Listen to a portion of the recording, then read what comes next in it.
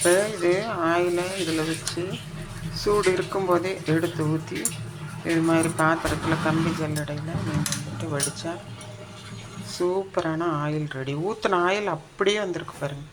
இதில் வந்து இழுக்கவே இழுக்காது, அப்படியே வேஸ்ட் ஆகாமல் இருக்கும். இப்போ இதில் ஸ்டோர் பண்ண வேண்டியது தான்.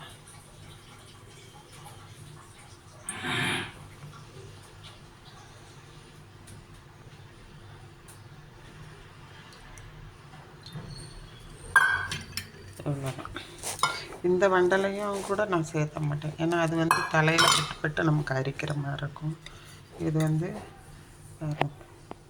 எவ்வளோ கிடச்சிருக்கு, அந்த ஊற்றுனது நமக்கு அப்படியே வந்துடும். இது போல் செய்து பாருங்கள், ஃபீட்பேக் சொல்லுங்கள். எனக்கு சப்ஸ்கிரைப் பண்ணிவிட்டு பாருங்கள். அது ஒன்று தான் நான் உங்கள்கிட்ட கேட்குறது. இங்கே வியூஸ் வருது, ஒன்றும் பிரச்சனை இல்லை. 10,000 இருந்து இப்போ 25,000 வந்துடுச்சு.